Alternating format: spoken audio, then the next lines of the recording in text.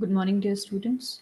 Today we'll be discussing industrial disputes under employee relations and labor laws.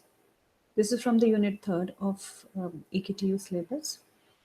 So, when we talk about disputes, how disputes differ from discipline and grievance. While discipline and grievance focus on individuals, dispute focuses on collectivity of individuals. Or in other words, we say if the test of industrial dispute is that the interest of all or majority of workmen is involved in it. Talking about industrial disputes, we have when we go about the definition of industrial disputes.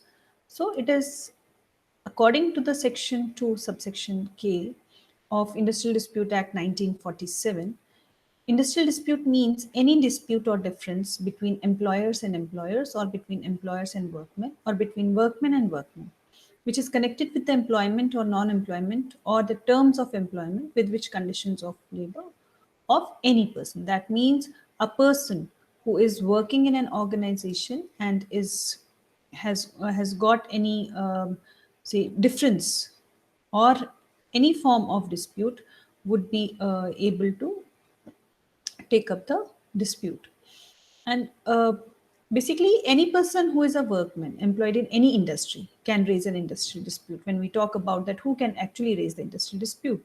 So, a workman, it includes any person, including an apprentice employed in an industry to do manual, unskilled, skilled, technical, operational, clerical, or supervisory work for hire or reward.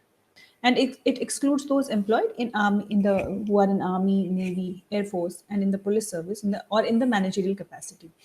And industry, what means according to Industrial Dispute Act? Industry means any business, trade, undertaking, maybe manufacturing or calling of employers, and includes any calling, service, employment, handicraft, or industrial occupation or avocation of workmen. So this is basically that who actually can raise industrial dispute if a person is having industrial dispute. Then when we talk about industrial dispute, we have forms of industrial dispute, that how people can raise, or employees who are working in an organization, how they can actually raise or how they can go for the industrial disputes, and what are the various forms through which they can depict that they are having dispute with the employer. So industrial disputes are manifested in the following forms: strikes. When we talk about it could be strikes, and then we have gherraus, we have lockouts, we have picketing, we have boycott. So these are various forms of industrial dispute through which one can depict, or one can one is observant that a person is having a dispute with the employer. Strike is the most important form and most common form of industrial dispute. So a strike is a spontaneous and concerted withdrawal of labor from production. Industrial Dispute Act 1947 defines strike as suspension or cessation of work by a group of persons employed in any industry acting in combination, or a concerted maybe refusal or refuses under a common understanding of any number of persons who are or have been employed to continue work or accept employment. We have a definition which has been given by Patterson. He defines strike as that it constitutes militant and organized protest against existing industrial relations. There are symptoms of industrial unrest in the same way that Boyle's symptoms of disordered system. That means through strike, a person is indicated that he is depicting his anguish, and which is coming out in form of say strike, in form of cessation of work, and is highly indicative of a disordered system. uh, we can generally classify strike under two forms, which is primary strike and secondary strike. These primary strikes are generally aimed against the employers with whom the dispute exists.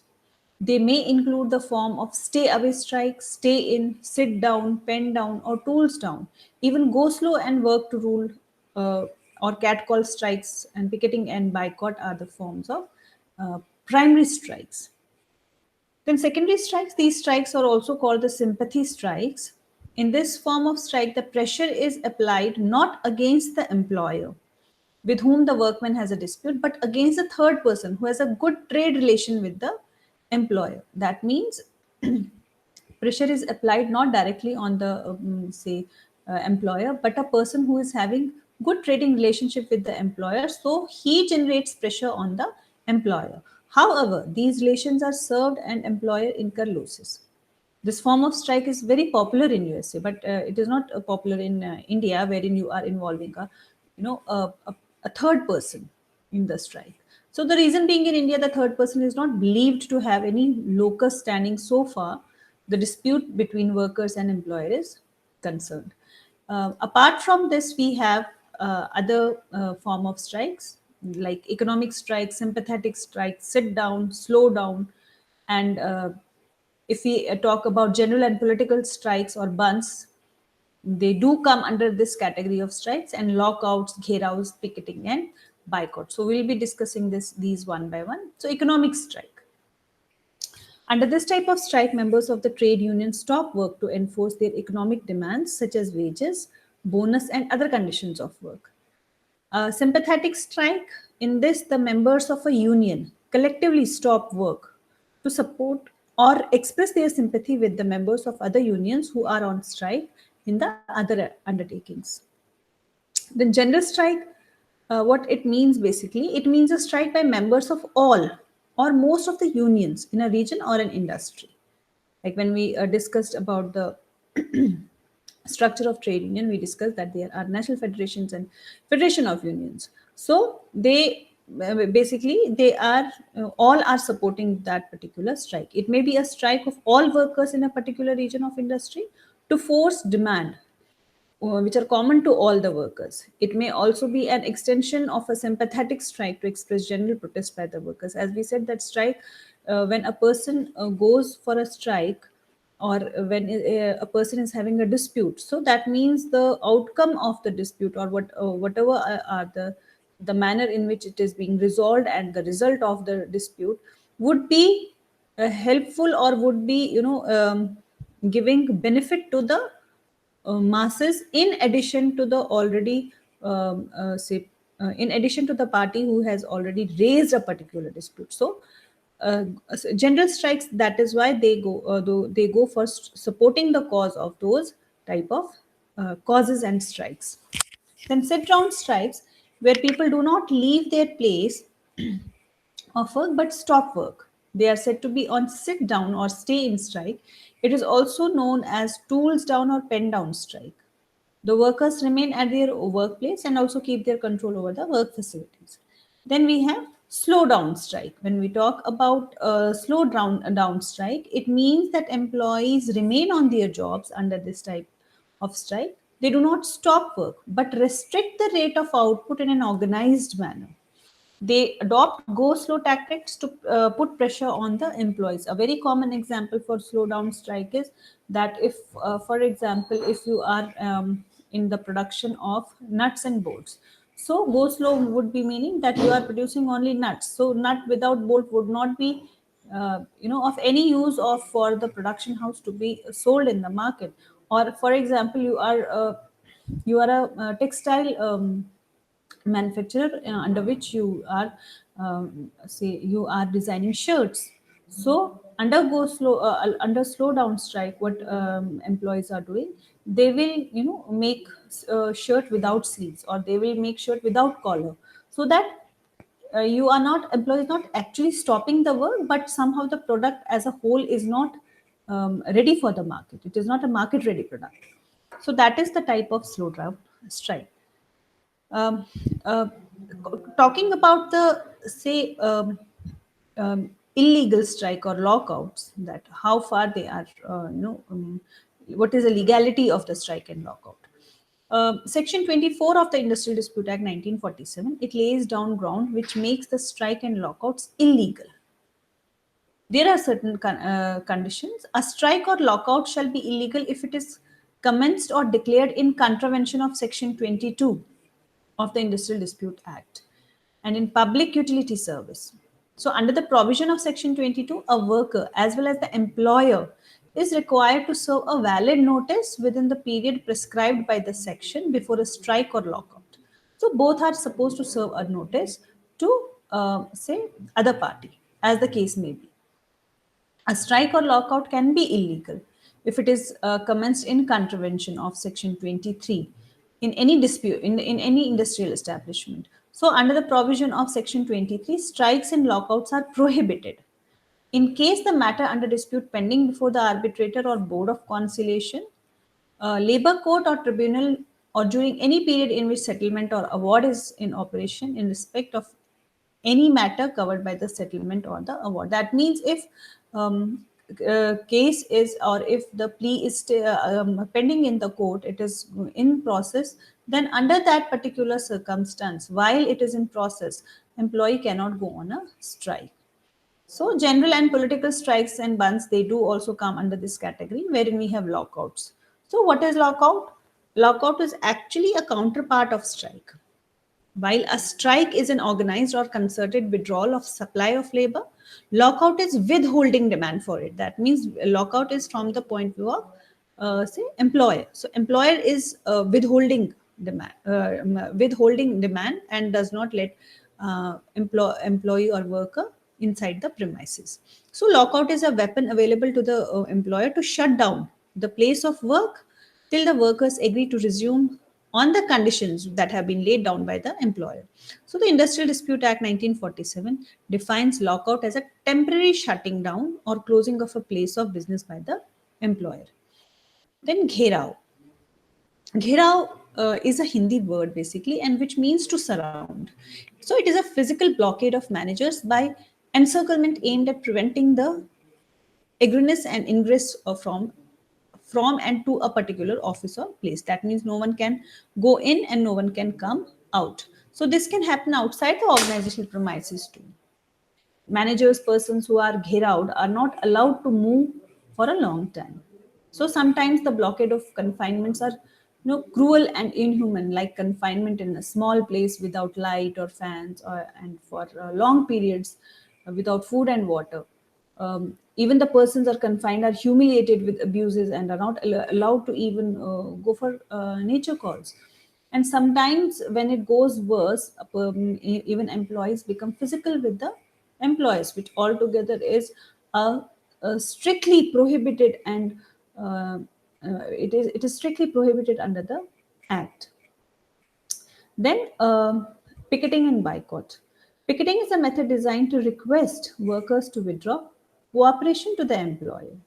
So, in picketing, workers through display signs, banners, and placards, they try to draw attention of the public that there is a dispute between worker and employer. So, workers prevent their colleagues from entering the place of work and persuade them to join others, not to enter the premises, but to join the strike. So, boycott, on the other hand, aims at disrupting the normal functioning of the organization. The striking workers appeal to others for voluntary withdrawal of cooperation with the employer. So, these are some of the forms of strikes which can be categorized in the above given say types. But there are type of industrial disputes that has been classified by the ILO as well, which are interest disputes and grievance or right disputes. So interest is what we already discussed in economic disputes or economic strike, and grievance or dispute are sympathetic strikes, and generally they are for fringe benefits, working time, overtime, seniority, promotion, demotion. So these could be the various forms of or these could be the type of strikes. Then there are different categories of industrial disputes. When we talk about categories of industrial dispute, that means uh, according to the act, we have two schedules: the second schedule of the Industrial Dispute Act and the third schedule of Industrial Dispute Act. So according to the second schedule of Industrial Dispute Act, which deals with the matters within the jurisdiction of labor courts that fall under the category of rights dispute. So such disputes which can be taken by the employees are the propriety or legality of an order passed by an employer under the standing orders, and the application and interpretation of standing orders, um, standing which regulate conditions of employment. It could be discharge or dismissal of workmen, including reinstatement of or grant of relief to workmen wrongfully dismissed. That means under these conditions, withdrawal of any customary concession or privilege. That means if there is any withdrawal or customary concession privilege by the employer, so employee can go for it. He can raise an industrial dispute under this particular uh, say under this particular head. So illegality or otherwise of strike or lockout. That means a person, for example, an employer has served a lockout notice, and that notice was not given in during a proper time. It was not uh, communicated to the employees in the in the pre-described manner or pre-described time. So again, it can be raised as an industrial dispute. Then all matters other than those which has been specified in the third schedule. So these are the headings under which a particular employee or person can raise industrial dispute as per the second schedule of the act. And the third schedule of the act, it deals with wages, including the period and mode of payment, compensatory and other allowances, hours of work, rest intervals, leave with wages and holidays, bonus, profit sharing, provident fund gratuity, shift working otherwise in accordance with standing orders, classification by grades, rules of discipline, rationalization, retrenchment of workmen, and closure of establishment, or any other matter that may be prescribed. So these are the headings under which a person can raise an industrial dispute, which have been mentioned under the third schedule of Industrial Dispute Act. Then there are certain methods of dispute resolving. Now, if the dispute has raised by an employee, so question arises: how, first of all, how to raise an industrial dispute? So there is a process. A workman can raise an industrial dispute directly before the conciliation officer in case of discharge, dismissal, retrenchment, or any other form of termination of service. So that means, um, under this particular case, a individual workman can raise a dispute before conciliation officer. But otherwise, if the dispute is which is scheduled under second schedule and third schedule of the Trade Industrial Dispute Act, then dispute can be raised by a union or management as well. So now there are there is a set of machinery, or there is a settlement, there is a set of procedure, and there are and through which a person can go for settlement of industrial dispute.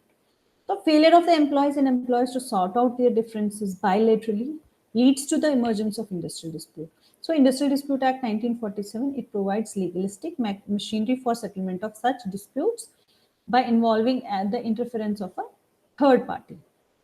So the first is conciliation.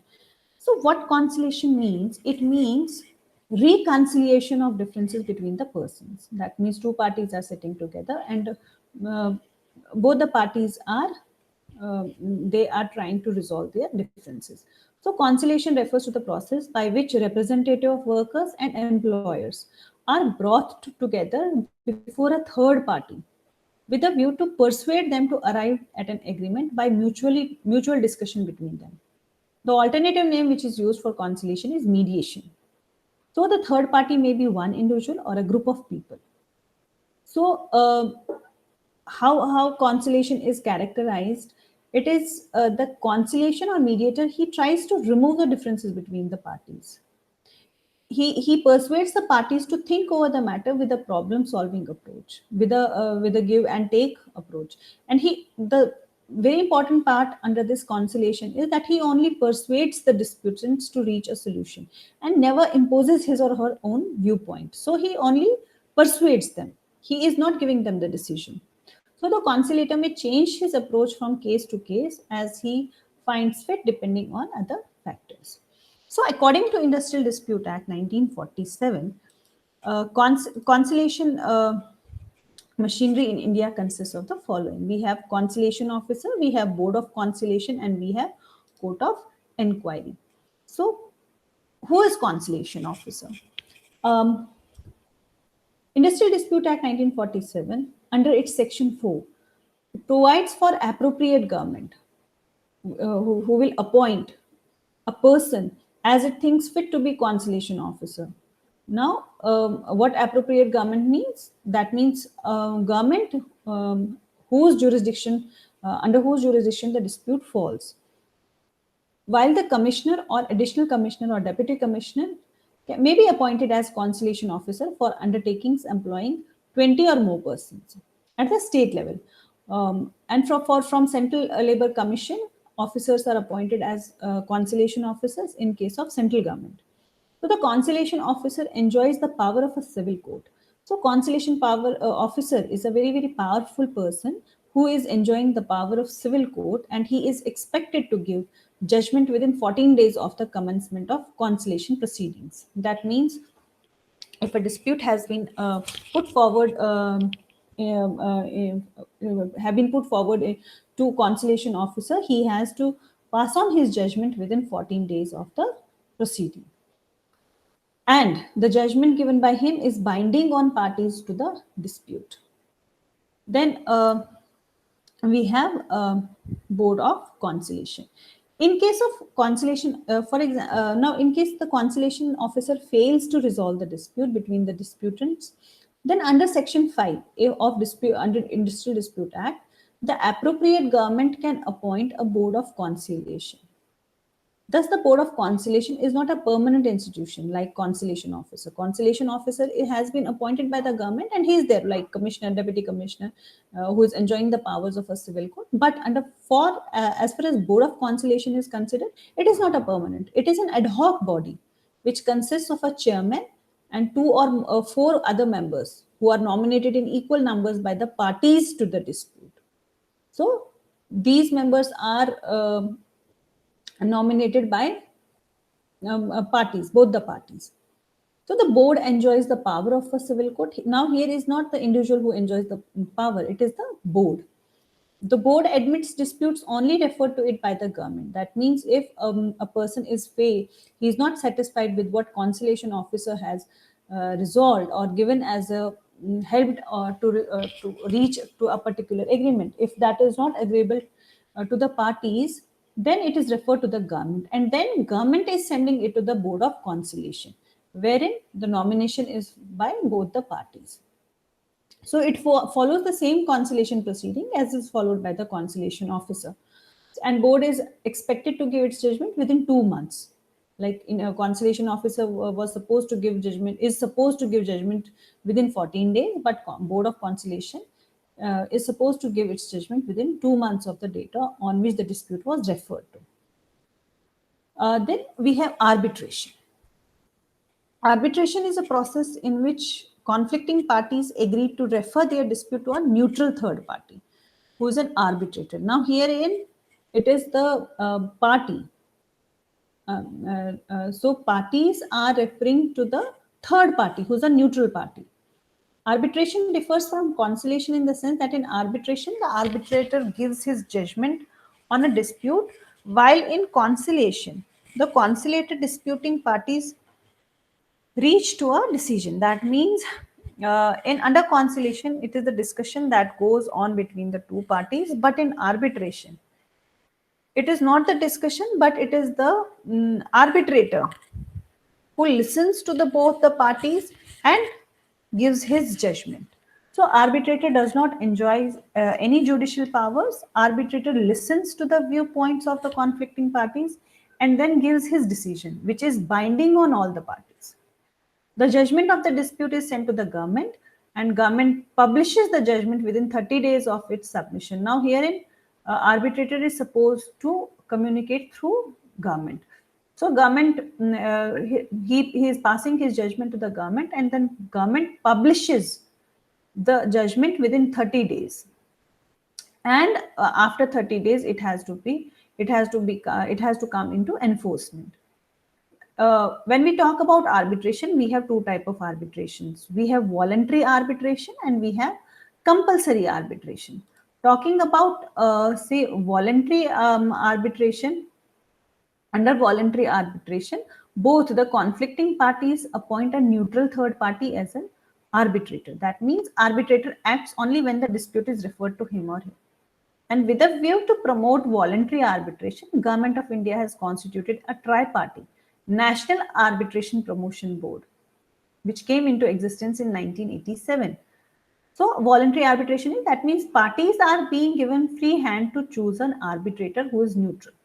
And under compulsory arbitration, let us suppose both the parties say that they do not know any of the parties, or they do not want to have a arbitrator which is known to them. Then in that case, government can force the disputing parties to go for a compulsory arbitration. In other form, both the disputing parties can request the government to refer their dispute for arbitration. That means in compulsory arbitration, arbitrator is chosen by the government and whose judgment is binding on both the parties. Another form of resolving dispute is adjudication. The ultimate legal remedy for settlement of an unresolved dispute is its reference to the adjudication by the government. Government can refer the dispute to adjudication with or without the consent of the disputing parties. So, when the dispute is referred to adjudication uh, with the consent of disputing parties, it is called voluntary adjudication. And when it is the government who refers the disputes to adjudication without consulting the parties, it is known as compulsory adjudication. So, adjudication in India, we have three-tier machinery for adjudication, and that three-tier is Labor Court, Industrial Tribunal, and National Tribunal. So, industrial labor code under Section 7 of the Industrial Dispute Act, the appropriate government who notifies it through official gazette, they may constitute labor court for adjudication of industrial disputes. The labor court consists of one independent person who is presiding officer, and who is that presiding officer? He he may be a judge of a high court or has been a district judge or additional district judge for not less than 3 years, or have been a presiding officer of a labor court for not less than 5 years. So the Labour Code deals with the matters specified in the second schedule of the Industrial Dispute Act. As we discussed that there are matters which can be raised as an industrial dispute given under Schedule 2. So Schedule 2nd of the Industrial Dispute Act, all those matters may be taken by the Labour Code. Then we have Industrial Tribunal. Under Section 7A of the Act, the appropriate government may constitute one or more industrial tribunals for the adjudication of industrial disputes. So compared to labor court, industrial tribunals, they have a wider jurisdiction. An industrial tribunal is also constituted for a limited period of particular dispute or is on an ad hoc basis. And matters that come within the jurisdiction of industrial tribunals, that means matters that can be taken up by the industrial tribunal, may be in, wages, compensatory hours of work, leaves, wages, profit. That means all that has been mentioned as per the third schedule of the Industrial Dispute Act. Then National Tribunal. This is the third one-man adjudicatory body which is appointed by the central government by notification in the official gazette, which is being published in the official gazette for the adjudication of industrial dispute of national importance. That means, for example, there could be any dispute which is in between employer and employee but is of utmost importance. For example, let us suppose Bhopal gas tragedy. There was a dispute going on between employer and employee. So, but that is of national importance. So, central government may think fit appoint two persons or assessors to advise the national tribunal. So, when a national tribunal has been referred to, no labor court or industrial tribunal shall have any jurisdiction to adjudicate upon such matter, because national if matter has been referred to national tribunal, that means you cannot move to the labor court, you cannot go to the industrial tribunal. So a person shall not be qualified for appointment as the presiding officer of a national tribunal unless he or she has been a judge of a high court. That means who can be the presiding officer of national tribunal? Only a judge of a high court. So these were some of the methods for settlement of industrial dispute, which are given as per Industrial Dispute Act 1947. Hope that all these resolving machinery is made clear to you, and we shall be meeting in next class. Until then, goodbye and thank you.